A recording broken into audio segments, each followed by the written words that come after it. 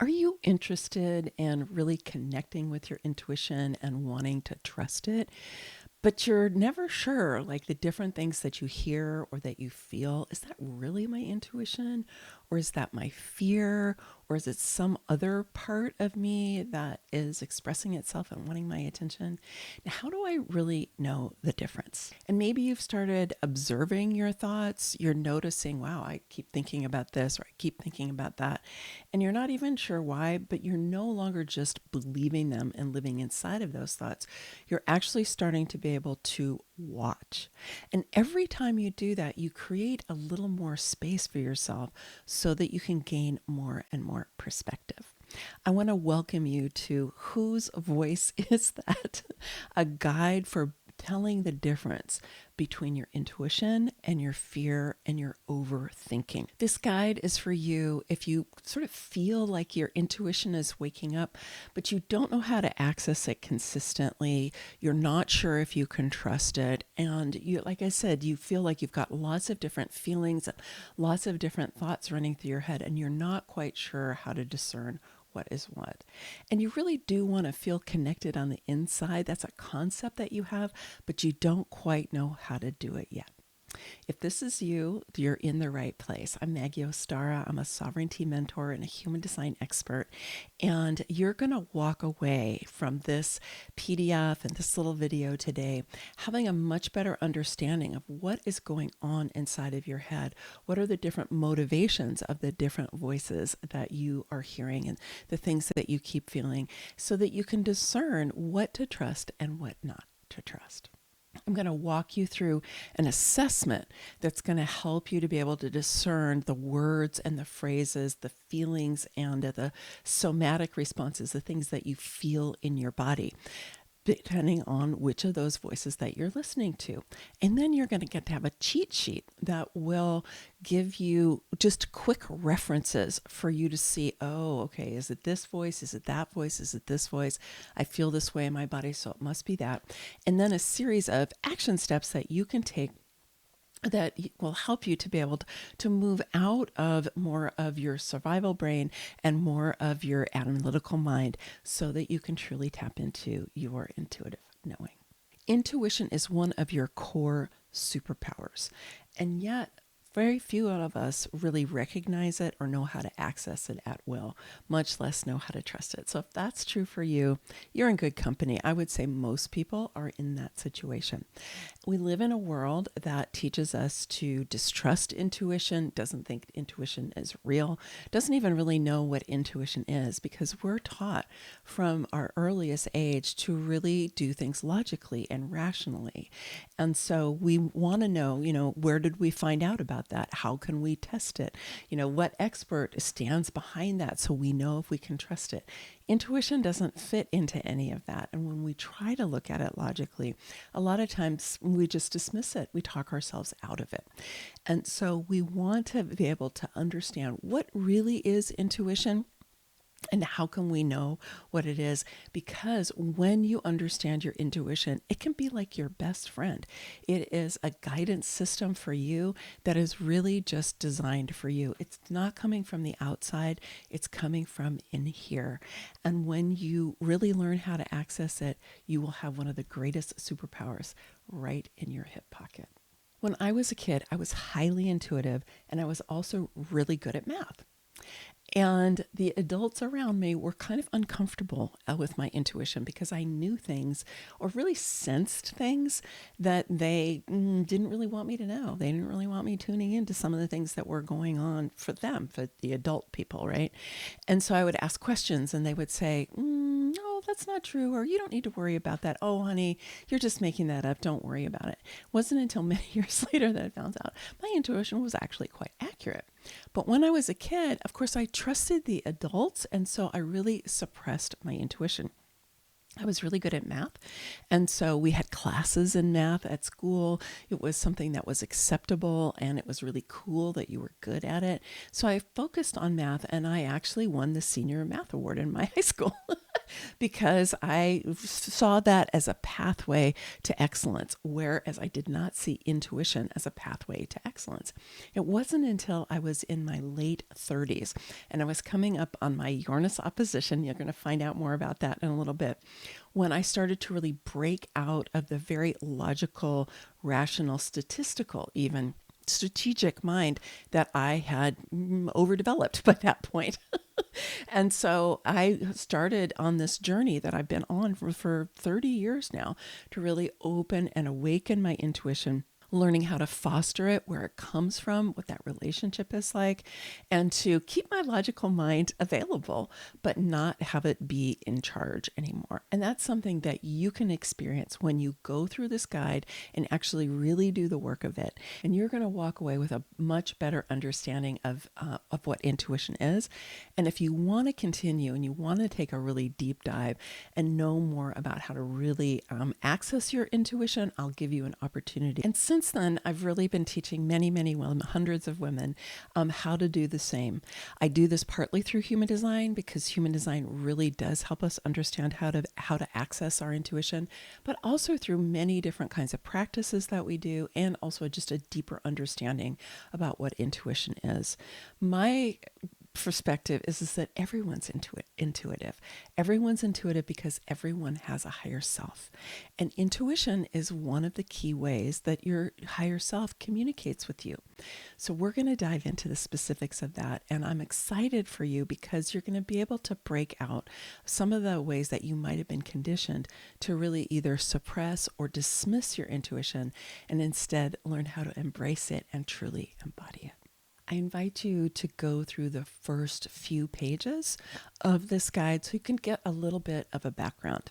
I want to highlight one part that you might not know about, which is why does intuition wake up for women at midlife?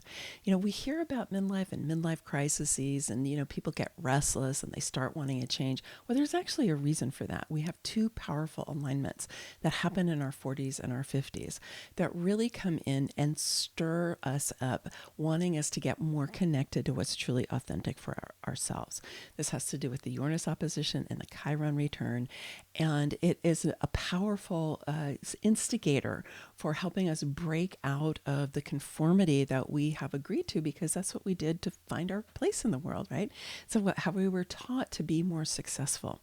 But there comes a point where we start to realize that we're kind of in a bit of a box or even a prison that we have adopted, and it's not letting us access all of the different parts of us. So there's a powerful astrological reason why this happens. And there's another reason that's actually more biological. I'm not going to go into depth in this here in this video, but I want to let you know in our Roadmap to Your Midlife Awakening program, which I'm going to encourage you to check out if you want to go deeper. There's a whole module about why women wake up at midlife and what's really going on for women at midlife, and how you can take advantage of what I like to call your sovereign season, which is what really opens up for women in their 40s and their 50s. And then if you scroll down to the page that has the three voices at the very top, you'll see it says voice of survival, voice of reason, and voice of intuition. While we might have many different types of voices going on in our heads, they tend to fall into one of these three main categories. And each one of them really deep down is trying to serve you. It's trying to support you in its own way. And it has its own mission or its own agenda.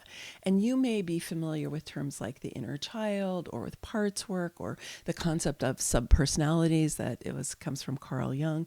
These are all kind of psychological concepts that help us to understand that there's not just one of us, that there are actually many of us, and that these different aspects of ourselves sometimes are not in agreement with each other. Sometimes they actively come into conflict. And this is one of the reasons why you might feel confused or overwhelmed or exhausted or stuck at a certain point and not really know why. Because when the different aspects of you, or the different parts, come into conflict with each other, you get to experience experience the kind of classic one foot on the gas and one foot on the brake. And so you're kind of doing this all the time, and it really wears you down. So let's go ahead and find out which of the voices are most predominant for you and what they actually sound like. So go ahead and scroll to the intuition assessment. You can either print this out and literally check it off, or you can write down the numbers that you associate with this. Just read through each one of these and don't think about this too hard, right? Don't try to second guess it. Don't try to game the assessment, right? Really just be spontaneous and think to yourself, oh yeah, I tend to think things like that, or not. Okay, I'm going to go ahead and give you a minute to do that.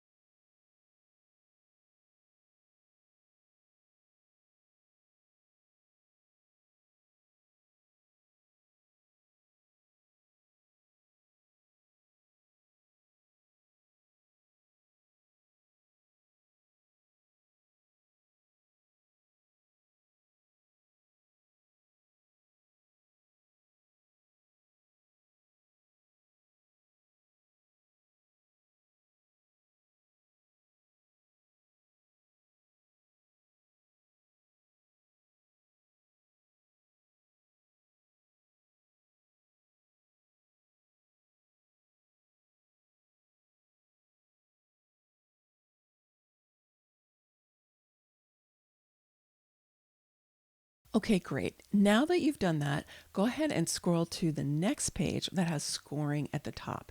And you'll see that all of the different phrases have been gathered into these three different categories. So you can look to see the numbers here of what you checked off on the assessment, and you can see which one is predominant for you. Are they mostly group A, which are the voice of survival, or mostly group B, which is the voice of reason, or mostly group C, which is the voice of intuition, or a combination of all of them? So go ahead and do your scoring, and then we'll talk about your results.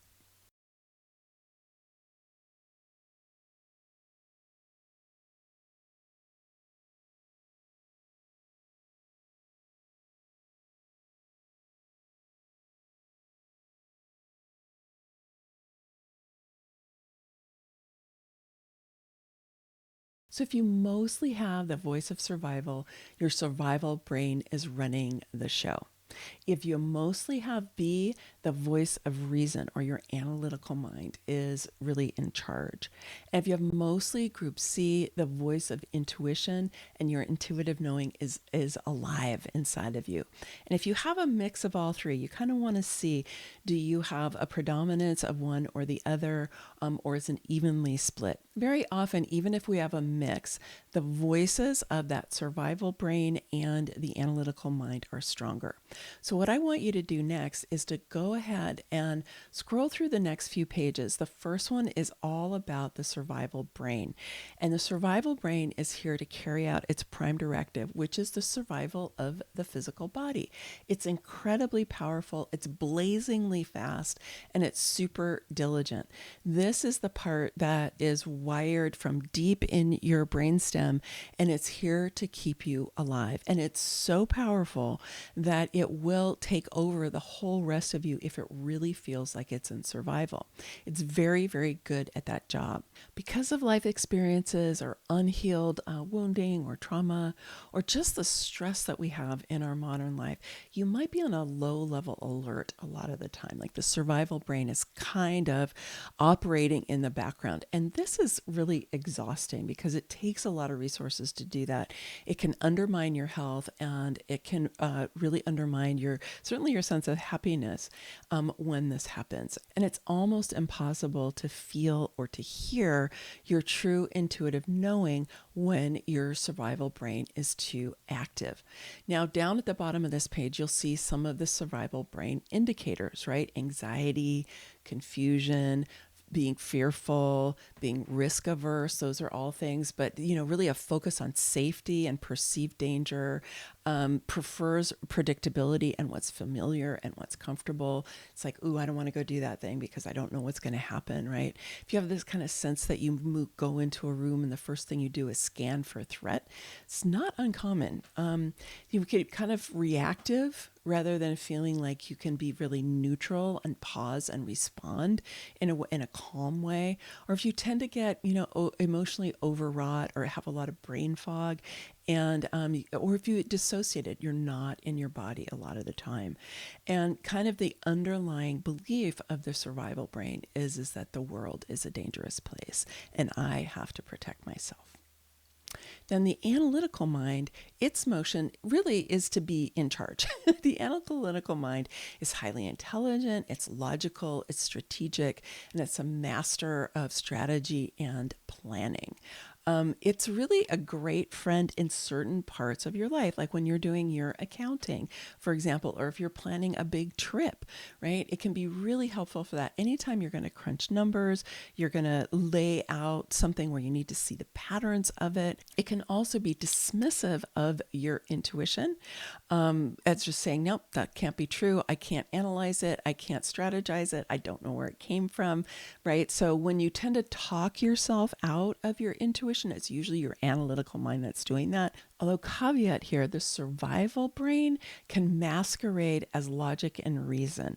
So it can present things to you as if it were just completely rational, but it's really not coming from that place. And one of the ways you can know that is if there's any fear, okay, if there's anything negative involved with that, that is really kind of overly emotional, because the analytical mind by itself is not particularly emotional. The survival brain tends to be more emotional. And so you want to be able to parcel those out. And the analytical mind is literally in the way of you being able to hear your intuition. It's hard to turn it off. If you tend towards overthinking, you tend to that busy mind. This is a place that you really want to look so that you can, get it more quiet so that you can start to hear that quieter voice of your inner knowing and your intuition. So some of the indicators of that analytical mind are that focus on the material world. I'll believe it when I see it, right? I'm not going to believe it until I see it or until I touch it. It focuses on what really the senses can tap into. It really likes things, like I said, that you can analyze, you can strategize, you can categorize, you can predict. And it requires often confirmation from the outside, right? It will really encourage you to look outside yourself, look to experts, look to research, look to data, and to really rely on those and frankly give your power away to them, right? It tends to be very linear in thinking, and underlying all of that can be a lot of doubt and a lot of skepticism. And the underlying kind of mindset of this is people in the outer world cannot be trusted. And I have to really be strongly in my analytical mind in order to be able to discern what is trustworthy and what is safe. And then finally, your intuitive knowing, it's receptive, it's curious, it's attentive, and it invites connection. It's guided by your higher self. Your inner knowing is the interface between the you of everyday life, the you that you know is you, right? And the vast and eternal part of you, the spiritual aspect or the energetic aspect. And it lives really kind of in a different realm than either your survival brain or your analytical mind, because it's a kind of a multi-dimensional aspect of who you are. It is much bigger than your physical body, for example, and it animates your physical body. And when we're looking at things just analytically, we don't really understand all of this energy that is more powerful part of us than what we can identify actually with our analytical mind. As I mentioned earlier, we've all been conditioned away from our intuitive knowing and towards our analytical mind. Think about how we first get taught in school, right? We learn our numbers, we learn our letters, we learn how to write, we learn arithmetic. These are all left-brained activities, and unfortunately, kids are getting this earlier in school.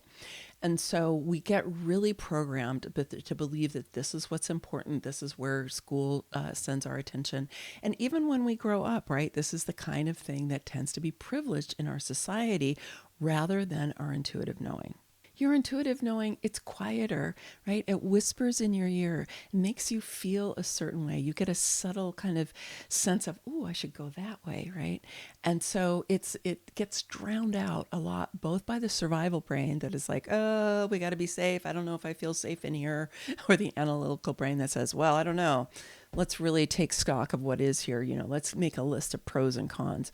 Whereas your intuitive mind is kind of like, how does it feel?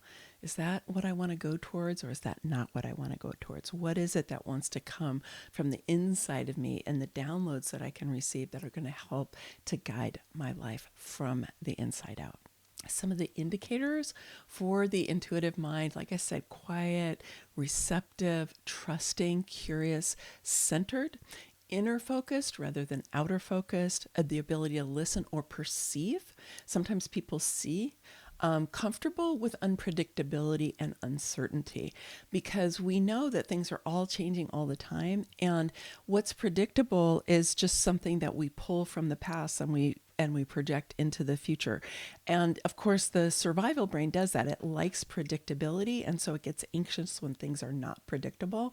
And this is why we oftentimes need to change our state. We need to come into a more neutral and centered state in order for us to access our intuition. Because if we get too anxious about something being, unknown for us and unpredictable, then it cuts off our ability to really feel and know our intuition.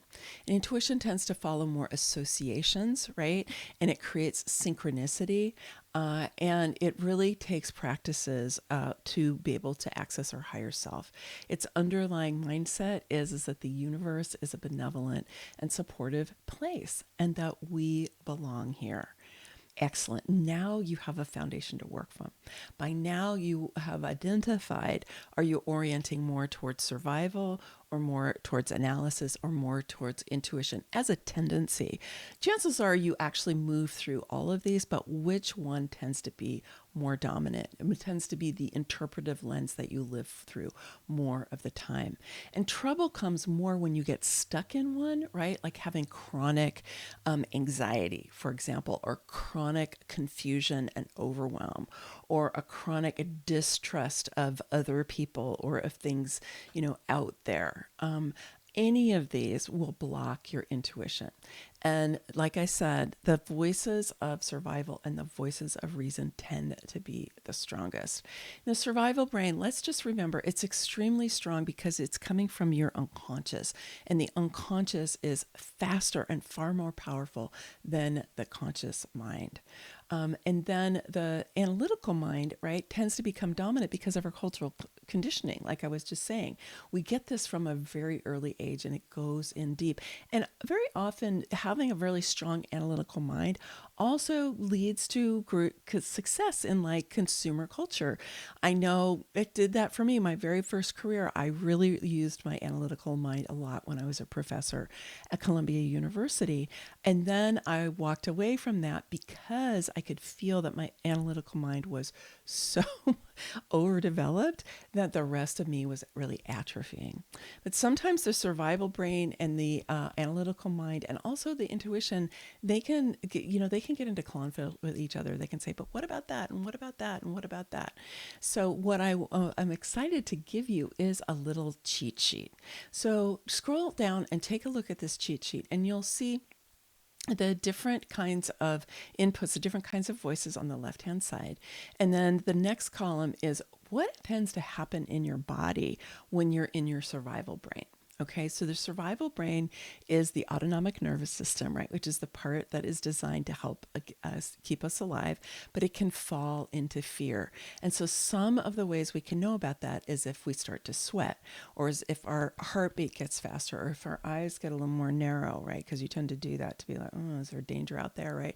Or if you start bracing, right?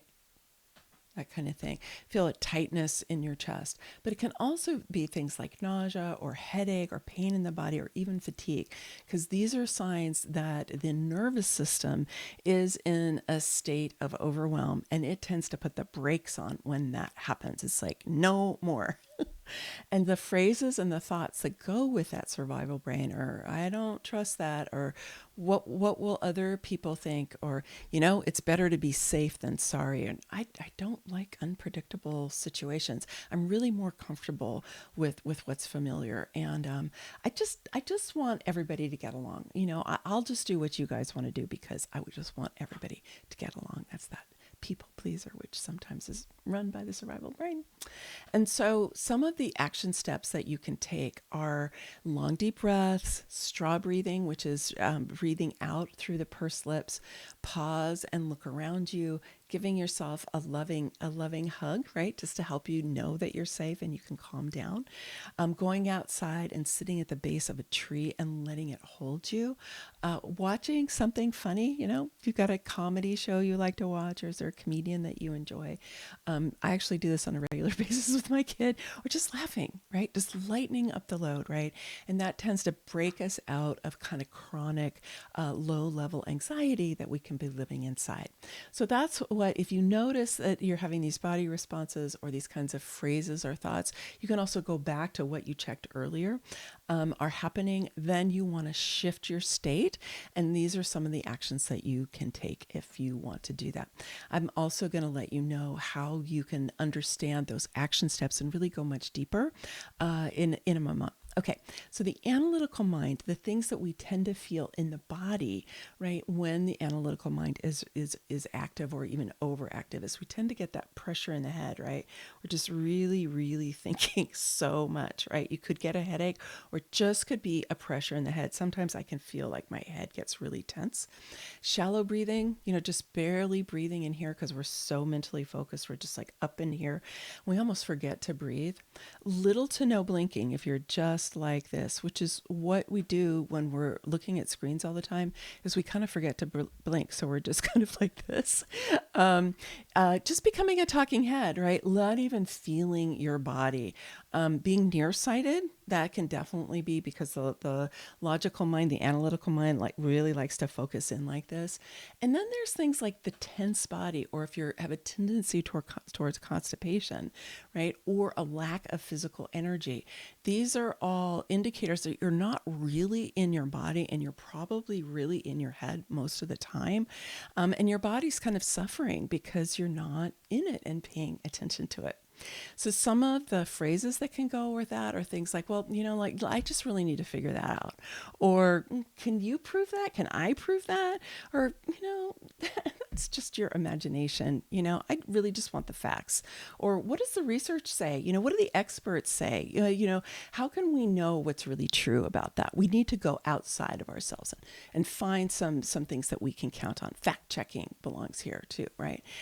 Or things like, let's just make a list of pros and cons, and that way we'll know what's really true. So all of these are signs of the analytical mind. And when we get to be in that talking head and we're too focused up here, some of the things you can do is really just be physically active. You can walk, you can bounce, you can go outside and take in the landscape. That's often a really good one because it kind of helps open up your peripheral vision so that you can get a bigger perspective. Like I said, that analytical mind tends to really like focus in. And so as soon as you expand out like that, that can help you get more perspective. You can also close your eyes, place a hand on your heart, and focus into the center of your chest, and just breathe. Just breathe into your heart. You can dance, you can sing, you can laugh. All of these things can help pop you out of that analytical mind. And finally, we have intuitive knowing. When you are in your intuitive knowing, you're going to tend to be more relaxed. You're going to have smoother, deeper breathing. You're going to have a sense called a felt sense. This is kind of your awareness of the energy inside your body, energy around your body. It's almost like your sixth sense, if you will, is being able to feel energy.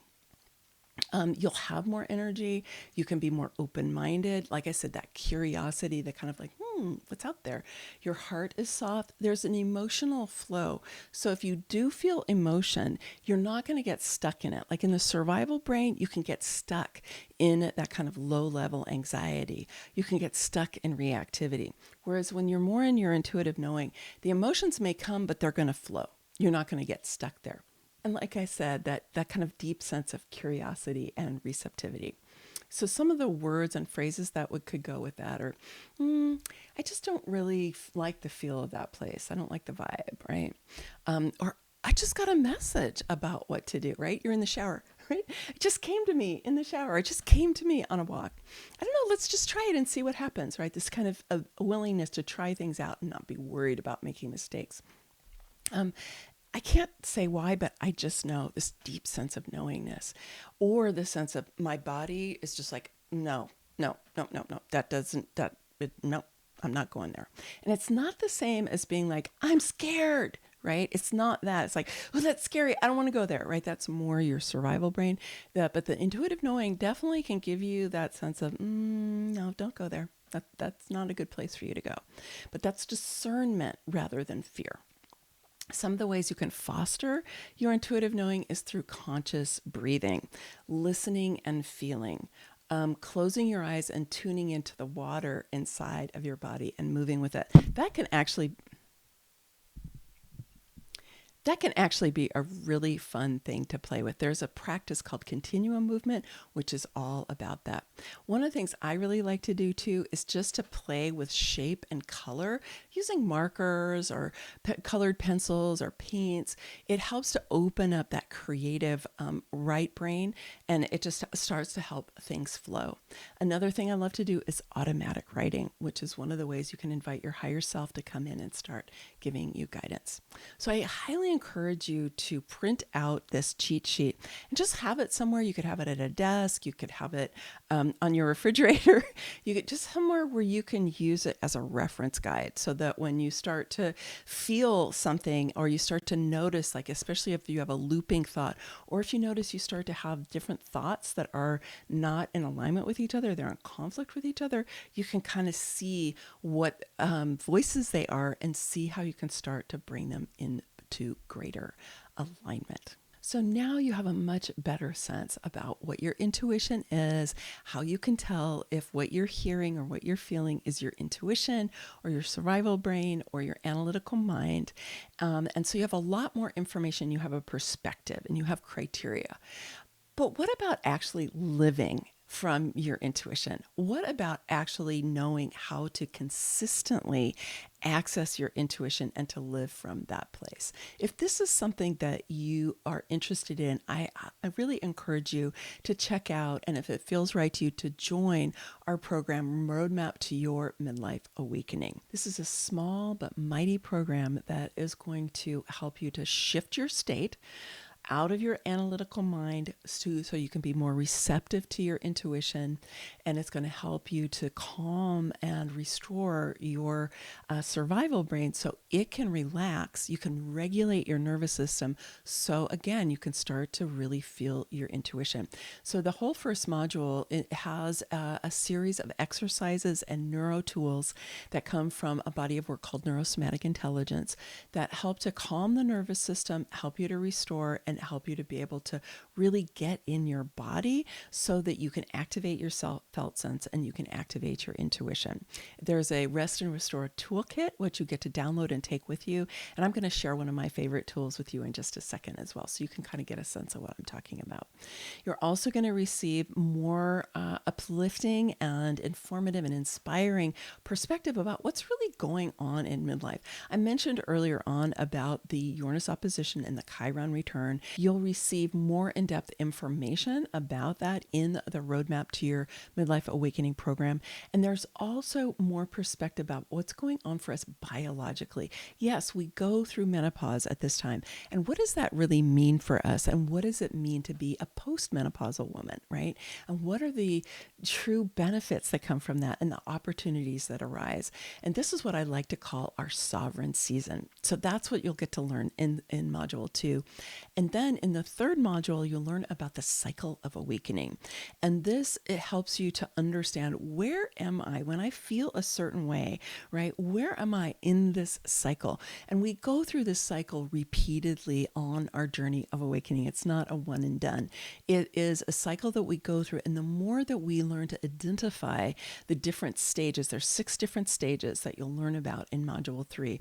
When we learn what those different stages are, we can pinpoint where we are in a particular cycle, and then we always know what to do next. And so this gives you more command over your own experience, more of an understanding of where you are and what you can do to move yourself along if you're feeling kind of stuck in one of the stages. And then the final module is learning how to create your own breakthroughs. It's a workshop that I did live in our Sovereign Sisterhood, which is our ecosystem for awakening women. And so I recorded it as so that you could really kind of come into our ecosystem just for this little bit, for this workshop, and get a sense of what that's like. And in that workshop, you'll get to walk through the cycle of awakening so that you can see what all those stages are like. You'll be invited to bring in something that you're kind of challenged with or working on right now, and bringing it all through that cycle of awakening till you get to the point where you are deeply connected to your intuitive knowing, so that you know how to handle what's happening and what to do next. I created this roadmap to your midlife awakening as really your next step from learning what the different voices are to knowing what you need to do in order to be able to learn and trust your own inner voice. Because knowing what the different voices are is a vital step. You need to know what they are. But then how do you really cultivate your ability to access and trust your own inner voice on a regular basis? So if that interests you, if you're feeling like, wow, I really want to live more from my own heart, from my own higher self, from a deeper sense of what's true and authentic for me, rather than from all the things that I've been taught to do, all the things that come at me from the outer world, then I really encourage you to check it out. And in order to help make it easy for you, if you go ahead and connect to that through the link that's here in this guide, you'll get 50% off for a limited time, just to make it easy for you. And also know that you have a 7-day guarantee. If you do the first couple of modules and you dive in and really feel what it's like, and you're still like, you know what, this really isn't for me, you just let us know and we'll fully refund you. So you really have nothing to lose. And if you do it now, you'll get 50% off. So it's only $97 instead of $197. Okay, I want to do one of our neuro tools with you that will help you to get a sense of what's possible for you when you learn how to relax and restore your nervous system. The first thing we want to do is an assessment. Assessments are really great because they give you immediate feedback. Did my nervous system like this or not? Because when the nervous system is a yes, it's like, ooh, I like that. What will happen is you will get a little bit more range of motion. So this is the assessment that I want you to try. I just want you to turn your head and see how far can you see this way. You're not trying to crank your neck. You're just looking that way. Okay, pick a spot on the wall and then go ahead, look center, and then look to the other side and see how far can you look this way, and then turn back to center. Okay, so the little exercise we're going to do is you're going to take your thumb and you're just going to have it right at arm's length, right out in front of you. And I want you to look at your thumbnail. Okay, so I'm going to look at my thumbnail and I'm just going to gently turn my head from one side to the other. And I'm going to keep looking at my thumbnail. And you want to be able to see your thumbnail with both eyes. Okay, so you're not going to where you can only see it with one eye, where you kind of see your nose with one eye. Okay, so you're just going to do this, maybe 7, 8 times. Make sure you're breathing. Good. Okay, and then come back to center and relax. And let's take a breath in. And a nice exhale. And then go ahead and reassess. Go ahead and turn your head. Oh, I just got a lot more range of motion in my neck from doing that. So notice for you, did you get more range of motion or not? If you got a range of motion, that's great. It means that your nervous system is like, ooh, I liked that. So, inside of the roadmap program, like I said, there's a whole series of exercises that are designed to help you get that kind of result from your nervous system, help you to just really kind of relax and restore. And if we remember some of the indicators, like of the survival brain, is like bracing, right? Bracing, right? Or of the analytical mind, which is, I'm not even in my body at all. I'm just thinking up here, right? And so, what we want to be able to do is get more in our body and feel our body and know what our nervous system is a yes to and what it's a no to, and be able to really nourish and restore, because that's when we'll be able to tap into our intuition on a regular basis. So, if you want to know how to connect with your own intuition, if you want to be more in charge of your midlife awakening, if you want to understand more deeply what's going on at midlife and how you can access and foster your intuition, I encourage you to come and check out Roadmap for Your Midlife Awakening.